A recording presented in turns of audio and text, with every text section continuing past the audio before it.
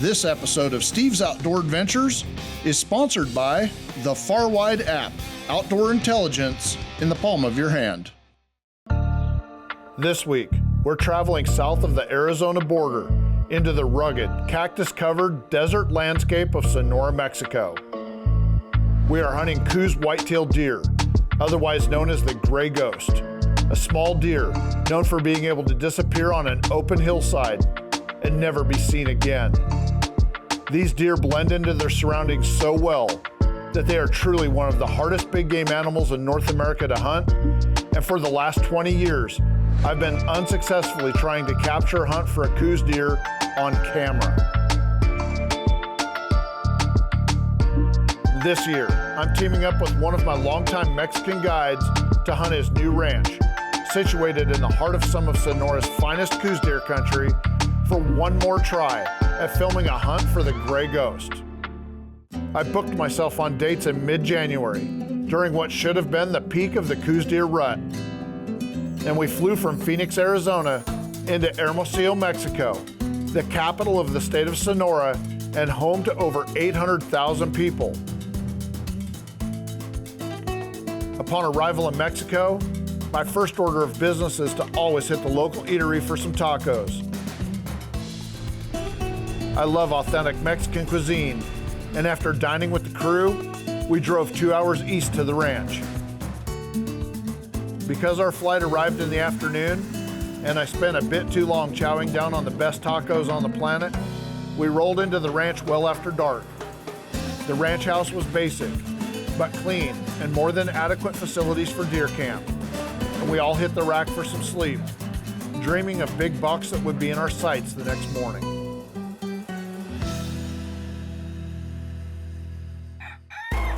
The rooster woke us up early the next morning, and we were treated to a big breakfast. We would soon learn that the cook Luis is a legit Mexican chef who could prepare meals so good that there was no chance we wouldn't gain weight on this hunt. We started the hunt off by using a truck with a high rack.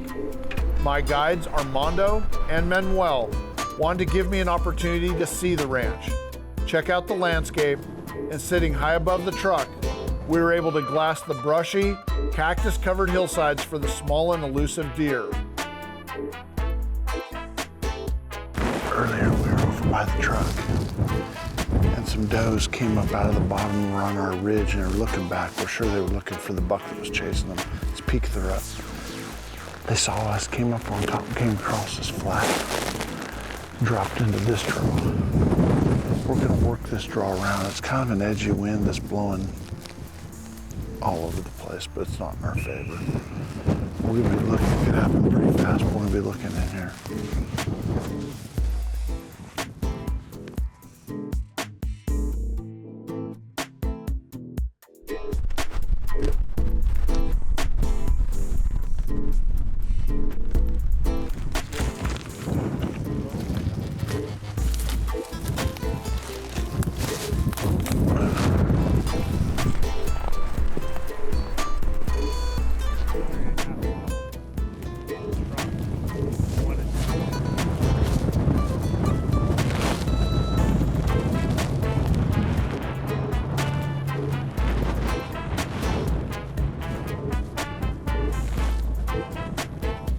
Hunting Coues deer from a high rack really isn't very effective. By the time you spot them, all you see is a white flag, and that means the deer are exiting the area. And now that I've seen the ranch and gotten familiar with the terrain, we will start hunting in earnest. My guides are patient, experts behind the glass. I know that it's just a matter of time before we find a nice buck, and I will complete my goal of taking a Coues deer buck on film.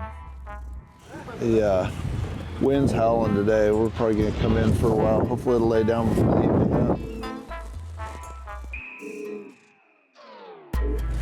We're gonna go back and watch a big water hole. Hopefully we can see something moving, come in there for the evening.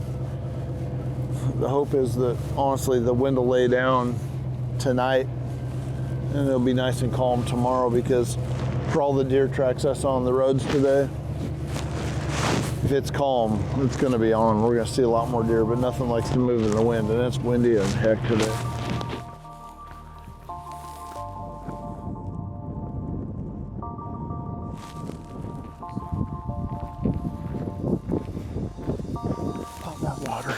thought there'd be.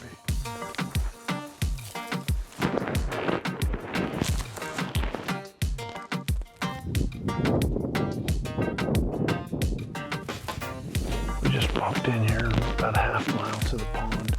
We drove by this earlier. There was a deer on the other bank getting some water. There's a doe and she ran up in the brush. It's middle of January, so the rut's on. But I'm gonna range everything. We're gonna sit here till dark. We only got about an hour and a half until it's totally dark. So this is like the prime time for animals to come hit water. Sitting a significant water source is usually a great idea. And while we spotted a lone doe that came in for a drink and a few coyotes, we didn't see a buck. And as night came, we headed back to the ranch house for a long sleepless night, eager to hunt again the next morning.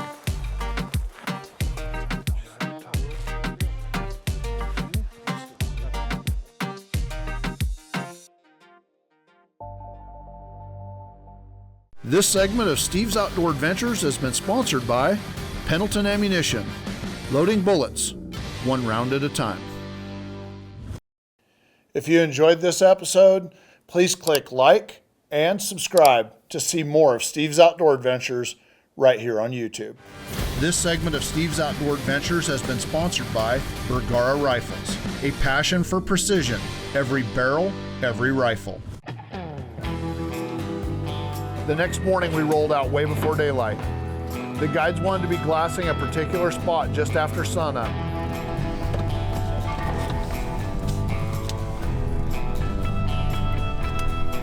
The wind was still blowing, so we targeted the off-wind side of the mountain where we felt like the deer would be hanging out. As we moved up, we spotted movement. Mule deer. We have one of those tags too. They don't seem to mind the weather, unlike their smaller white-tailed cousins. But none of these deer carry a legendary Sonoran mule deer set of antlers, so we glass a little longer, check a few more locations, and as the morning hunt wrapped up, the weather started to change. As it turns out, the wind was blowing in a rainstorm.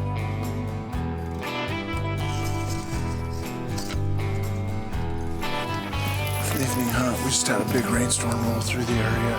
Everything's soaked wet and it's real cool. Got a little breeze coming off the mountain. We're gonna do a hike here and work some country where the deer generally are gonna be bedded up during the middle of the day. And hopefully they'll be coming out here for the evening. So hopefully we'll spot some deer.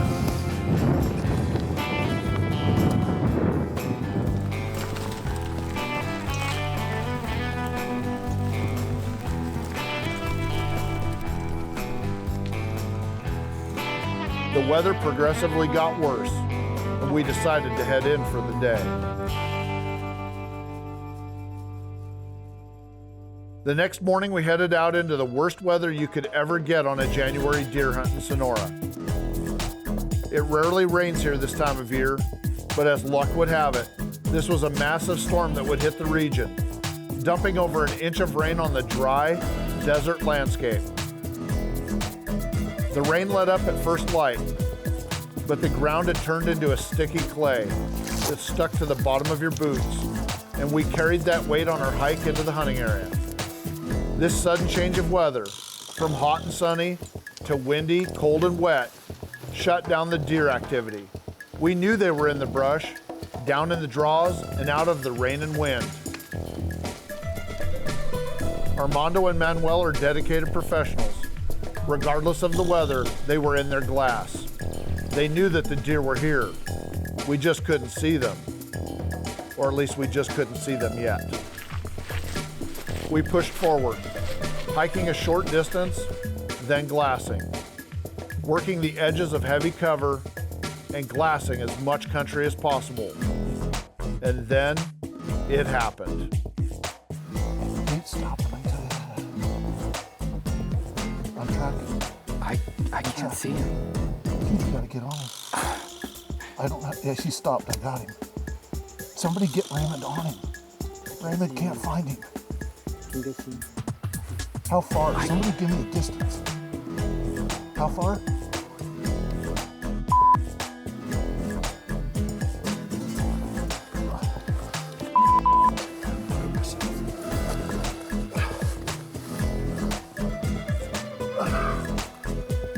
I'm on him. Blown out. I'm on him. I don't know how far he is. 400 yards, Steve. How far? 400. Check out the new Steve's Outdoor Adventures podcast. We feature incredible guests talking about some of our favorite hunting areas. We offer hunting tips, advice on applying into draw areas, and we share some of the most unbelievable stories from behind the scenes in the filming of the Steve's Outdoor Adventures and Adventure Series television programs. You can download the podcast on the Apple and Spotify platforms or stream the video version filmed in the Steve's Outdoor Adventure studio on both YouTube and Farwide. This podcast is a whole new version of Steve's Outdoor Adventures, only it's unscripted and unedited. Download or stream it today. This segment of Steve's Outdoor Adventures has been sponsored by Burris Optics. Find what matters. This segment of Steve's Outdoor Adventures has been sponsored by Marathon Seat Covers. We've got you covered. For this hunt in Sonora, I needed a rifle that was set up to handle a variety of shooting situations. I'm hunting one of the smallest deer in North America, and I wanted a gun that could reach out to 700 yards or more accurately. So I chose the Bergara Premier Series Highlander, chambered in 6.5 PRC, topped with the Burris 4-20 Veracity scope with a custom turret cut to the exact ballistics of my hand-loaded Pendleton ammunition. This relatively new caliber is fast and flat shooting and the perfect tool for the job here in Sonora. This segment of Checking Zero was sponsored by the Adventure Armory. Rifle, scope, and ammo packages for hunters. So there we were. We were hunting our way along the edge of some heavy cover, moving a little bit and glassing, moving a little more and glassing, and all of a sudden this giant Coues deer buck jumps up out of the heavy cover in the draw right underneath us and runs up on the hillside. He never stopped. He went up over that first ridge and then out into the next hillside. I dropped flat, went right into the prone position, bipod out, gun at the ready. The buck is disappearing in and out of cover. I get him in the scope and I'm tracking him. But because I don't have the Eliminator scope on my rifle, I need someone to give me the range. All I hear is Raymond on the big camera saying that he doesn't have the buck on camera. Because I don't have the range, I get out of the scope, grab my rangefinder, try to range the buck. Honestly, it was pandemonium. Then Raymond realizes that he had the buck on camera the whole time. He's just so small that he can't see it on the camera screen, and I hear Armando call out the range. I spin the turret to the distance, but now I can't find the buck in the scope. If I'd been shooting my rifle with the Eliminator 4 scope, this buck dies, but I wasn't. If I'd been shooting my rifle with the Eliminator 4 laser scope on it, I would have known the range, I would have had a lit aiming point, and I would have never taken my eyes off of the buck. I could have stayed on the deer until they were able to get it on camera, and I would have pulled the trigger. Instead, we let this opportunity of a lifetime at a giant Coues deer buck slip away from us. Let's just come out and everybody get on him at once and we got him. He's gonna come out sometime at some point.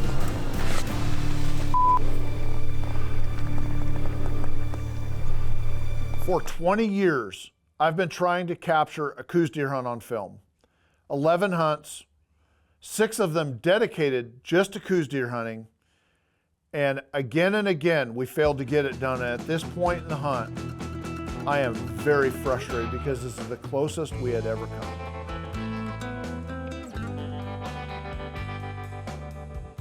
They're called the Gray Ghost for a reason. And I've always felt like they were the teacher and I was the student. And the lesson that I was learning over and over again was how to become invisible.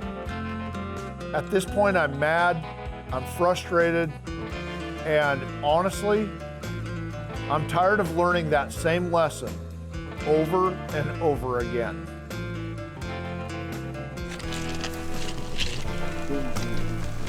We get up higher up here, maybe. Huh? Gotta remember, the higher we get, the better the shot will be. This buck got away from us there. It's horrible. The way he was moving through the brush, none of us could get on him at the same time. Manuel's going down here. There's a 50-50 chance on this. That buck, last time we saw him, was on the hillside up here. He either dropped down the brush and just laid down, which is what big old bucks do sometimes, or he got in that heavy brush and shot all the way through the saddle and he's long gone. The plan right now, because that Coues deer will lay in there all day, maybe not even move till tonight if that's what he did. Manuel's over here and he's going to cut across, go up on the top of the saddle, and then push back across the hillside. If that buck's in there, we'll flush him up on the hill over here and we'll get a shot at him. He's big. He's the Coues deer I've always dreamed of. I was trying to get a shot. Now we've got to get everything coordinated up. Armando's going to be on the binoculars and the rangefinder. He's going to be calling out ranges. I've already pre-ranged this hillside 4 or 5 different spots. We should be able to get a shot at him this time around. All he's got to do is just stop once and look back and we'll have him. After the one-man deer drive failed to produce results, we kept working the area. This buck was here somewhere. We headed in for the day, happy that the storm was about to pass. That night, the skies cleared and the stars came out, and we all looked forward to the next morning's hunt. This segment of Steve's Outdoor Adventures is sponsored by the Far Wide app. Outdoor intelligence in the palm of your hand. If you enjoyed this episode, please click like and subscribe to see more of Steve's Outdoor Adventures right here on YouTube. This segment is sponsored by Adventure Armory. Rifle, scope, and ammunition packages shipped, ready to shoot. If you'd like to book this week's adventure for yourself, give our office a call. We will gladly take your calls, answer your questions, and help you book the hunting or fishing adventure of a lifetime. The next morning it was clear and cool with a light breeze. Perfect conditions for hunting Coues deer. Armando and Manuel wanted to go up high and into the back of the ranch. They wanted to work the ridges and brushy draws and the hillsides where the deer tend to hang out. We're slowly moving our way up, glassing all these ridges and fingers. These deer, as the sun starts to come, sun's not up yet, it's hitting down there. This mountain's got us on the shade side. Once the sun hits, the deer should be on the move. It was cold and the deer were not moving. But as the sun rose high enough in the sky to warm the landscape, we started spotting the small and elusive Coues deer.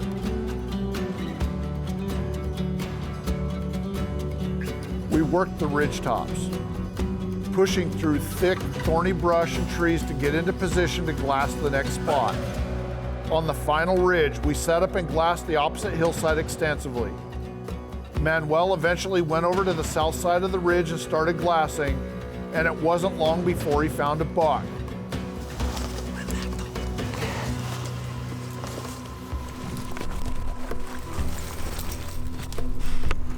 Armando slipped up there in front of me. I'm waiting for him to show me where the deer is and kind of motion up. It looks like it's not very far and I don't want to go crashing in there. Okay. Get motioned up.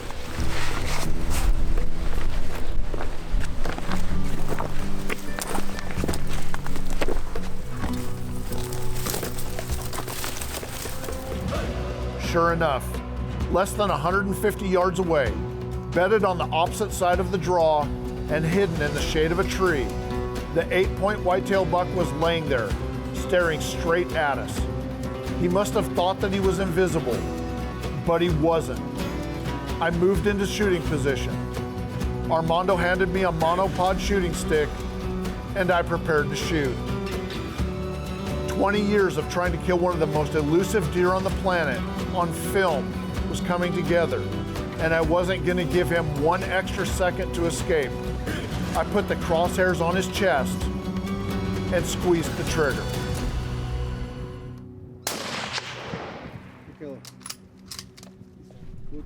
I was so happy, and the relief of finally successfully getting this hunt done, there are no words that can describe it.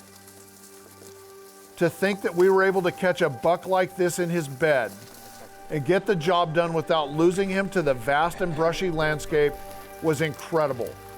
As I made my way over to him, I thought about the countless miles walked over the last 20 years, across this desert landscape to get to this very point, and I wanted to soak it all in and truly enjoy this moment.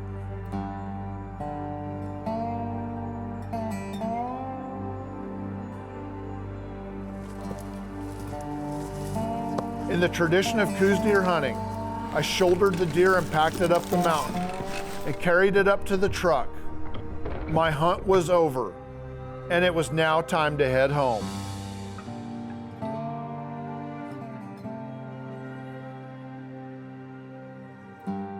This is a working cattle ranch, thousands of acres in size, that is loaded with Coues white-tailed deer. The ranch house is rustic and basic, but a comfortable deer camp for the week. The food is phenomenal. Luis is an incredible chef, and that last night in camp, we barbecued and ate like kings. A fitting way to end our stay in Sonora, Mexico, with venison cooked over an open fire and clear skies for our last night in camp. A mature Coues deer buck is very difficult to get killed on film, as the last 20 years has proven. But our clients that book these trips for themselves maintain a very high success rate. In fact, the hunts on this ranch are Steve's Outdoor Adventures exclusive, and we're going to limit the ranch to taking 9 mature deer each season. And if you'd like to book one of these hunts for yourself, give our office a call. We're always available to take your calls, answer your questions, and help you book the hunting or fishing adventure of a lifetime. Unfortunately, that's all the time we have for this week's show. But please remember to join us again next week when we bring you another exciting episode of Steve's Outdoor Adventures. If you enjoyed this episode, please click like and subscribe